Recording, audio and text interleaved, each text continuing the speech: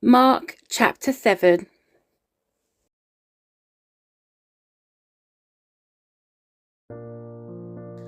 One day, some Pharisees and teachers of religious law arrived from Jerusalem to see Jesus. They noticed that some of his disciples failed to follow the Jewish ritual of hand washing before eating. The Jews, especially the Pharisees, do not eat until they have poured water over their cupped hands, as required by their ancient traditions. Similarly, they don't eat anything from the market until they immerse their hands in water. This is but one of many traditions they have clung to, such as their ceremonial washing of cups, pitchers, and kettles. So the Pharisees and teachers of religious law asked him, "Why don't your disciples follow our age-old tradition? They eat without first performing the hand-washing ceremony." Jesus replied, "You hypocrites! Isaiah was right when he prophesied about you, for he wrote, 'These people honour me with their lips, but their hearts are far from me. Their worship is a farce, for they teach man-made ideas as commands from God.'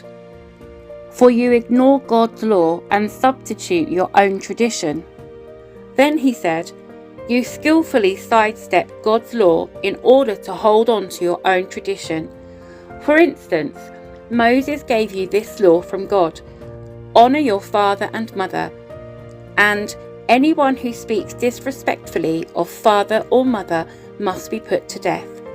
But you say it is all right for people to say to their parents, 'Sorry, I can't help you, for I have vowed to give God what I would have given to you.' In this way, you let them disregard their needy parents, and so you cancel the word of God in order to hand down your own tradition.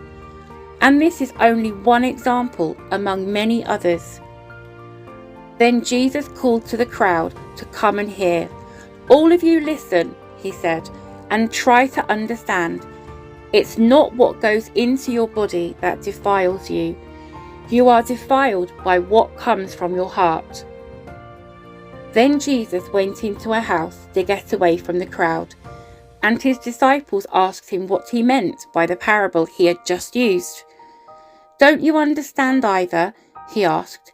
"Can't you see that the food you put into your body cannot defile you? Food doesn't go into your heart, but only passes through the stomach and then goes into the sewer." By saying this, he declared that every kind of food is acceptable in God's eyes. And then he added, "It is what comes from inside that defiles you.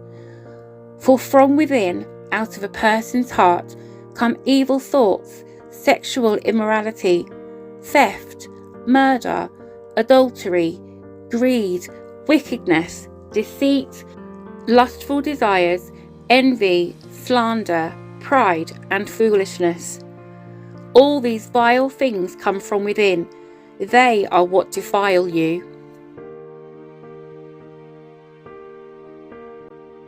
Then Jesus left Galilee and went north to the region of Tyre. He didn't want anyone to know which house he was staying in, but he couldn't keep it a secret. Right away, a woman who had heard about him came and fell at his feet. Her little girl was possessed by an evil spirit, and she begged him to cast out the demon from her daughter. Since she was a Gentile born in Syrian Phoenicia, Jesus told her, "First I should feed the children, my own family, the Jews. It isn't right to take food from the children and throw it to the dogs."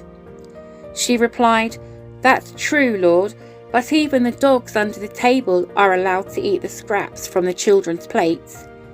"Good answer," he said. "Now go home, for the demon has left your daughter." And when she arrived home, she found her little girl lying quietly in bed, and the demon was gone.